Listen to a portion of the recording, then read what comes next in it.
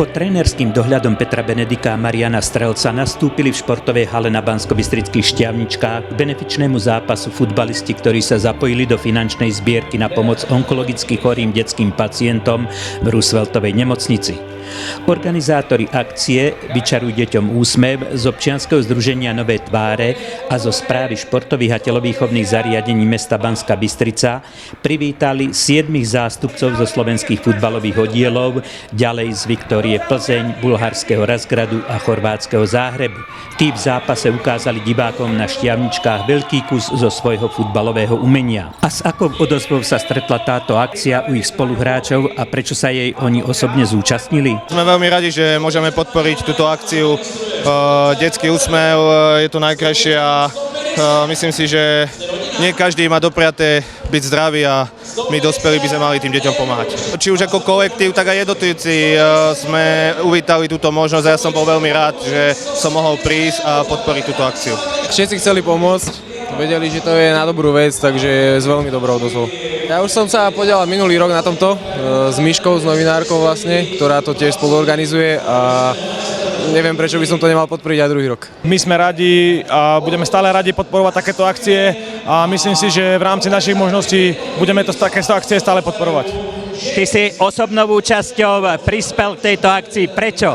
Pretože som si chcel zahrať a skúsiť to ešte s týmito mladšími chlapcami, ako na tom som, ale v podstate nejde tu o to výkon, ale ide o tú akciu v podstate. Nikto nemá problém, že by neprispel.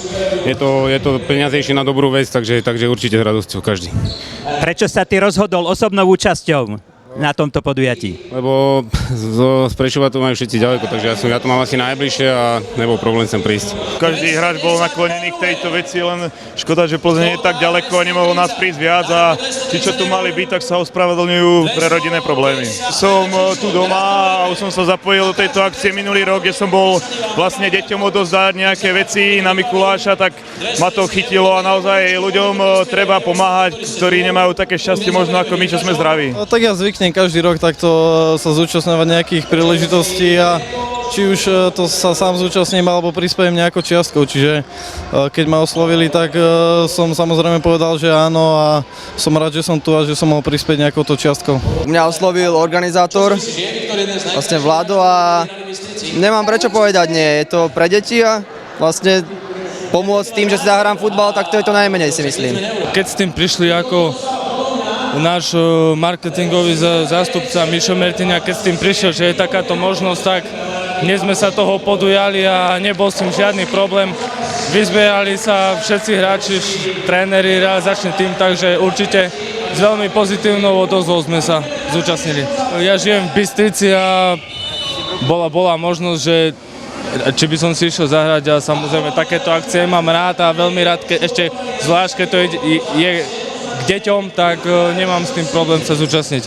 Po oznámení tejto propagácie a vlastne, alebo takéhoto zápasu, ja si myslím, že každý s tým súhlasil, každý to podporil a bola to fakt dobrá myšlienka a ja si myslím, že akcia sa vydarila a budeme v tom pokračovať rok čo rok. Každý sa zapojil a všetci chceli pomôcť takejto veci, vyjadriť nielen tú finančnú, ale predovšetkým aj tú podporu pre tie detičky a pre ich rodičov, pre ktoré sú to určite ťažké chvíle, takže nebol žiadny problém s tým. Ja blízko bývam a ja sa rád zúčastňujem, keď si môžem aj na takýchto akciách sa stretnúť, pretože si myslím, že nikdy nevieme, kedy budeme potrebovať pomoc my, takže nemal som absolútne žiadny problém sem prísť. Okrem nich na veľkej reklamnej tabuli boli umiestnené mená hráčov FC Hearts zo škótskeho Edinburgu a slovenských hráčov pôsobiacich v zahraničí Stanislava Šestáka, Mareka Čecha, Jakuba Silvestra, Juraja Kucku, Mário Brešku, Petra Pekarika, Mária Božiča a Erika Jendríšeka, ktorí tiež na túto akciu prispeli. Do zbierky sa zapojili i diváci, ktorí sa zúčastnili dražby futbalových dresov plzenského Michala Ďuriša, norimberského Bratislava Greška, moskovského Martina Jakubka, žilinského Viktora Pečovského a klubového dresu Banskobystrickej Dukly spolu s brankárskymi rukavicami Petra Boroša. Vďaka podpore spomínaných hráčov, sponzorov a divákov bola výsledná suma 12 124 €, ktoré organizátori venovali onkologicko chorým deťom v Rooseveltovej nemocnici. Ja som príjemne šokovaná priebehom, krásnou atmosférou, počtom ľudí a hlavne touto čiastkou. Je to fantastické. Ja som skutočne veľmi prekvapený, že táto akcia dosiahla takýto rozmer. Skutočne v prvom momente som ani nedúfal, že to pôjde až za hranice Slovenska. Na budúci rok chceš v tejto akcii pokračovať, alebo to bola len jednorázovka?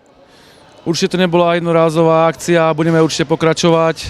Budeme sa snažiť kontinuálne nadviazať na túto akciu ďalšími akciami a budeme čarovať úsmeva na iných tvárach.